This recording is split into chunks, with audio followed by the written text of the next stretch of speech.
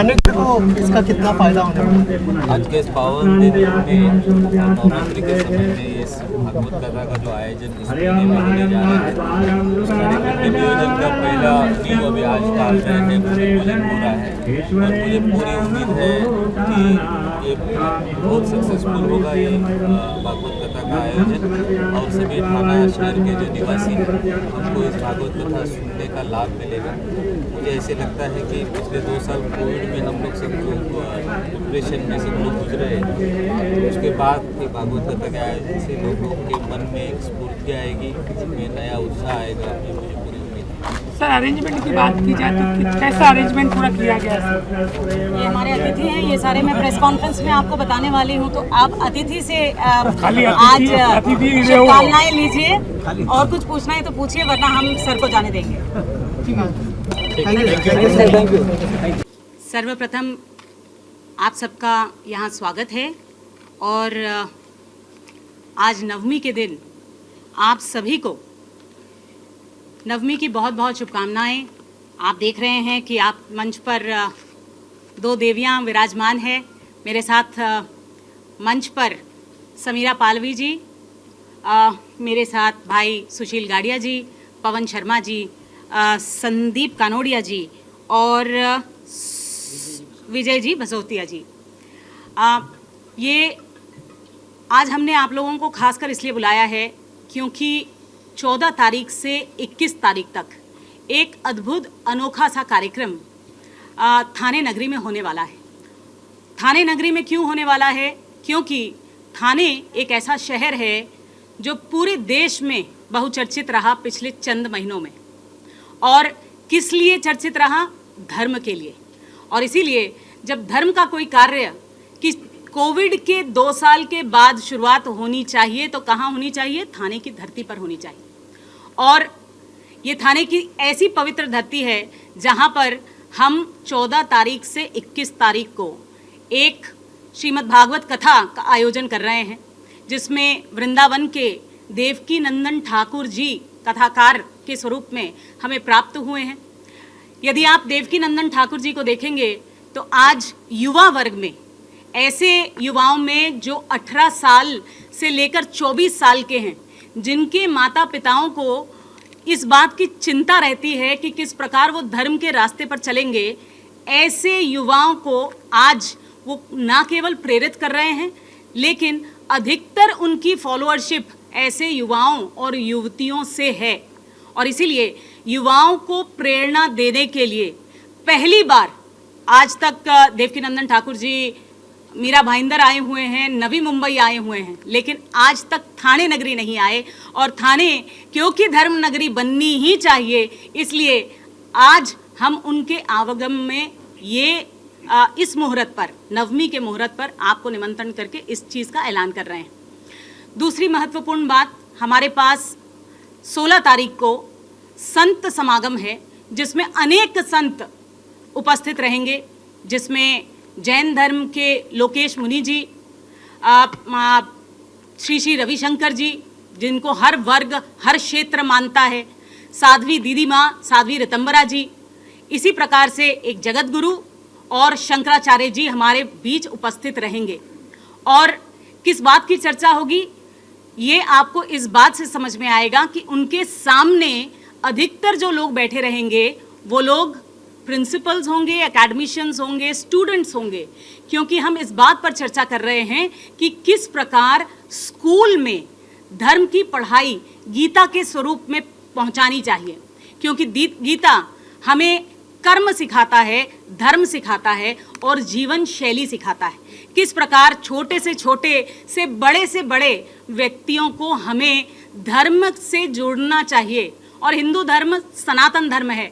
सनातन धर्म हमें क्या सिखाता है? सनातन धर्म हमें ये सिखाता है कि किसी भी पंथ के हो आप, तब भी आपकी जीवन, सुप्रीम कोर्ट कहता है it is the way of life, जीवन शैली में धर्म होना चाहिए। और इसीलिए ज़रूरत है कि टीचर्स, प्रिंसिपल्स बच्चों को स्कूल लेवल पर ये शिक्षा दें।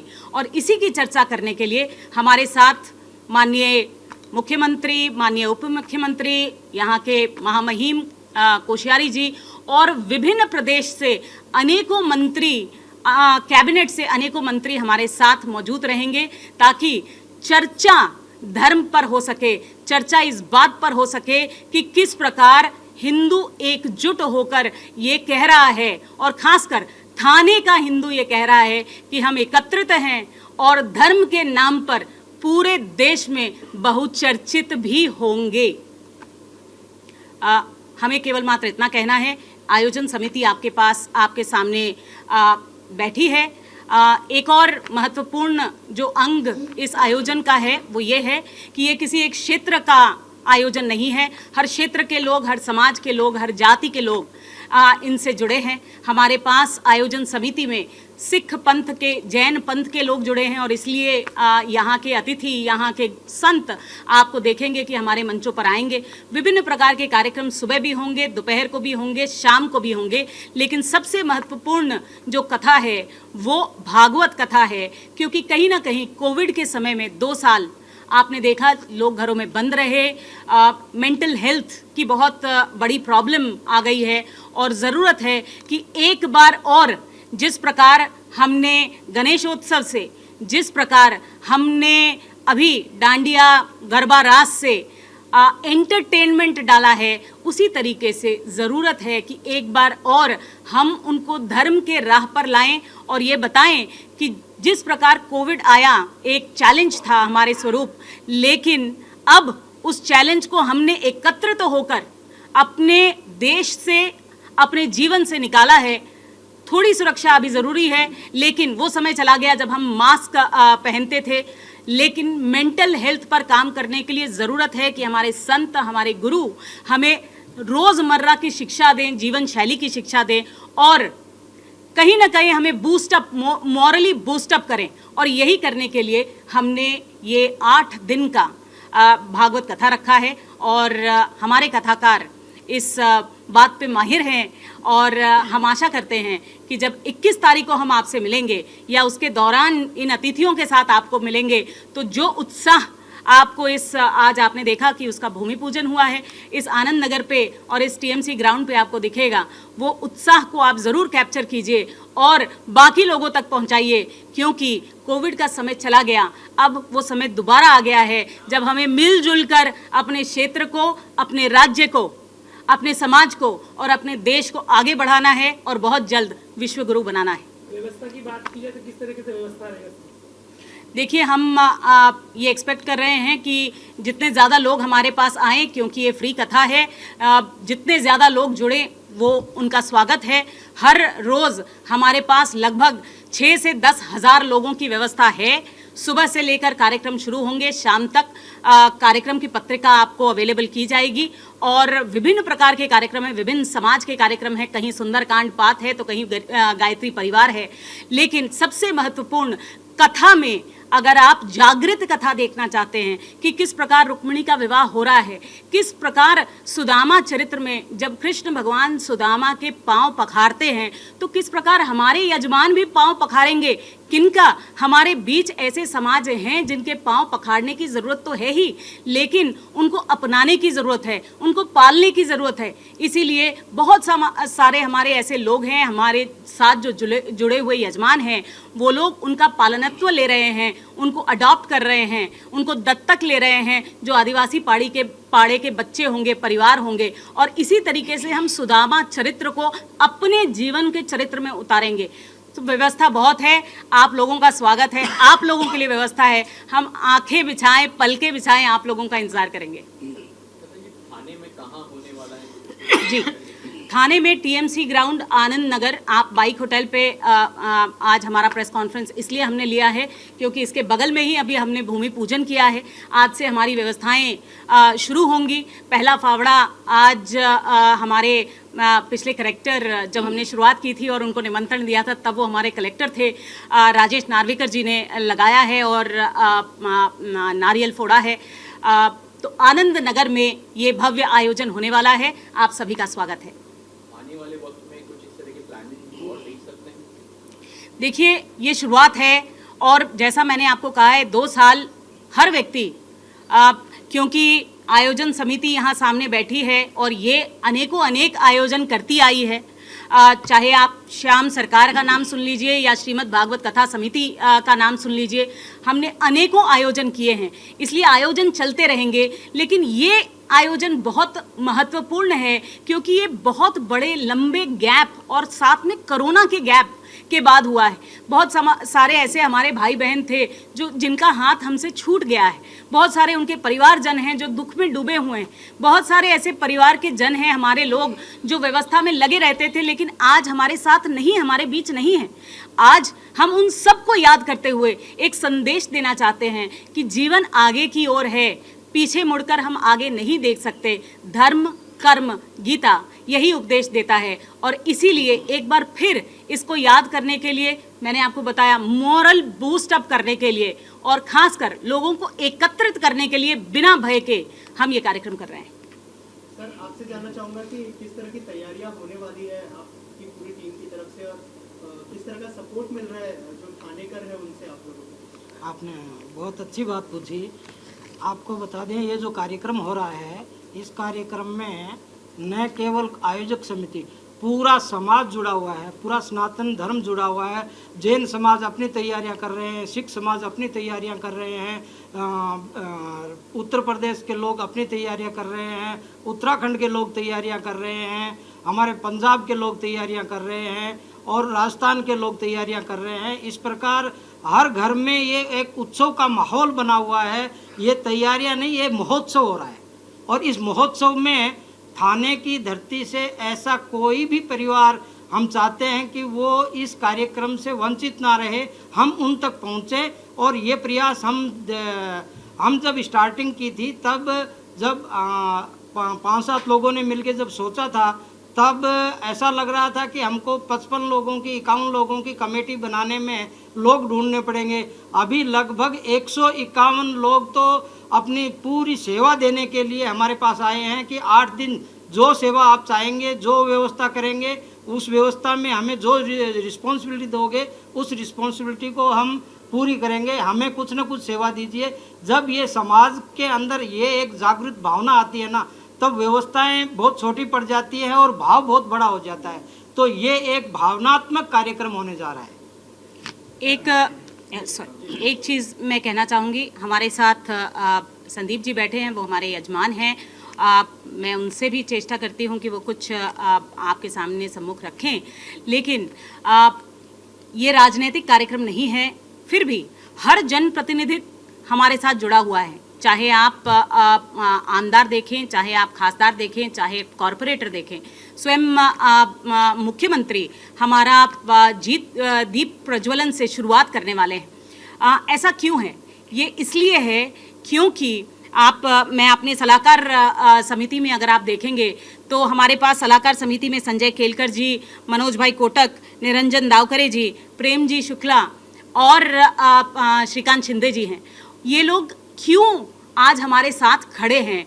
क्योंकि कहीं ना कहीं समाज आज धर्म के प्रति जागरूक हुआ है। हर आम आदमी समाज से जुड़ना चाहता है, धर्म से जुड़ना चाहता है, धर्म के कार्यों से जुड़ना चाहता है। इसलिए एक बार फिर मैं ये कहना चाहूँगी कि इस कार्यक्रम के बाद केवल मात्र आप पत्रकार ही नहीं, इस थाने की धरती का हर व्यक्ति इसे धर्म नगरी थाने ही कहने वाला है। संदीप जी, हो रहे इस भागवत महायज्ञ में मेरे को मुख्य यजमान बनने का एक सौभाग्य प्राप्त हुआ है। हम सब चाहते हैं कि आप भी इसमें हो रहे 7-8 दिन के यज्ञ में एवरीडे जी जान से जुड़ो इसमें, और हर चीज़ का तन मन धन से उसका सौभाग्य प्राप्त करो आप। सर आप क्या मैसेज देना चाहेंगे जो थानेकर है यहाँ पर, जो बहुत ही जल्दी आने वाले हैं, उनके लिए क्या मैसेज होगा सर? देखो, काफ़ी बातें मेरी बहन ने बोल दी हैं, तो मैं 2 शब्दों में यही कहूँगा, भागवत खाली कथा नहीं है। अगर सही बात से देखा जाए, अगर कोई ईमानदारी से इससे 8 दिन सुने तो स्वर्ग का यदि रास्ता कोई है तो यही है। और सनातन धर्म में स्वर्ग का रास्ता देखना अपने आप में बहुत बड़ी बात है। मैं इनके लिए मेरी बहन को और छोटे भाई को बहुत बहुत धन्यवाद दूंगा कि जो इन्होंने इतना बड़ा और बढ़िया कार्यक्रम यहाँ रखा है। मैम, आप क्या कहना चाहेंगे, जो श्वेता जी ने जो इनिशिएटिव लिया है थाने करके में, क्या कहना चाहिए? श्वेता जी ने जो इनिशिएटिव लिया है, जैसे उन्होंने अभी बताया कि पोस्ट कोविड हर एक आदमी को मेंटल रिलैक्सेशन की ज़रूरत है, क्योंकि मैं खुद एक पेशे से डॉक्टर हूँ, तो मुझे इन्होंने जब ये बताई चीज़ कि सही में अभी post Covid mental relaxation spirituality से ज़्यादा कुछ भी नहीं हो सकता है। और दूसरी खास करके मैं श्वेता जी का धन्यवाद ये करना चाहूँगी कि ये सारे पंथों में ये जो भागवत कथा आज ठाणे में हो रही है, महाराष्ट्र में आता है और उसमें महाराष्ट्र पंथ के भी जो लोग हैं वो ये शोभा यात्रा में उस दिन जुड़ने वाले हैं। 14 अक्टूबर से जो हमारा शुरुआत होगी कार्यक्रम की, पहले दिन हमारी शोभा यात्रा रहेगी, उसमें सारे पंथों के साथ में महाराष्ट्रियन संस्कृति भी हम लोगों को देखने मिलेगी, जो यहाँ महाराष्ट्र से हम लोग रिप्रेजेंट कर रहे हैं। तो श्वेता जी के ये कार्य जो है, कार्य हमने जो भागवत कथा का किया है वो बहुत ही ज़्यादा सराहनीय है, क्योंकि मुझे ऐसे लगता है कि मेंटल रिलैक्सेशन की ज़रूरत और स्पिरिचुअलिटी से हम लोग जो फिजिकल उनको सिम्टम आ रहे हैं पोस्ट कोविड, हम डॉक्टर जो दिख रहे हैं वो बहुत ज़्यादा कम होते जाएंगे। धन्यवाद। ये एक कथा ही नहीं है, ये हमारे पूरे देश को, हमारे विश्व को भी एक संदेश है कि भागवत, इसका महत्व क्या है।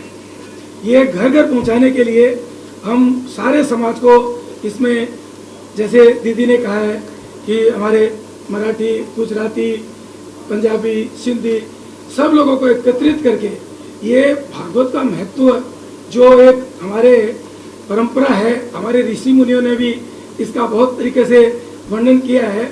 और ये प्राय थोड़ा सा कम हो रहा था, क्योंकि बीच में कोरोना आ गया था, तो इससे थोड़ा सा कम हो रहा था। अभी उसको जागृत करने के लिए, सब एक एक हिंदू को जागृत करने के लिए, एक एक भारत के वासी को जागृत करने के लिए, और भागवत में यही कहा गया है कि सबका कैसे भला हो, सबका कैसे उद्धार हो। और भागवत तो है भी सबको उद्धार करने वाली, सबके पितरों का, अपन हम लोग जैसे अपने सनातन धर्म में है कि पितरों के उद्धार के लिए भागवत करवानी चाहिए। तो ये संस्कार हमारे को आगे की पीढ़ी को भी देना है कि वो पीढ़ी को भी ये समझ में आवे कि भागवत का महत्व क्या है, ये लुप्त नहीं हो और इसका प्रचार प्रसार हो। इसके लिए हम लोग ये भागवत का आयोजन कर रहे हैं, और हम आपसे सबसे यही करेंगे कि आप लोग भी इसके अंदर सब सहभागी बने और हमारा साथ दें।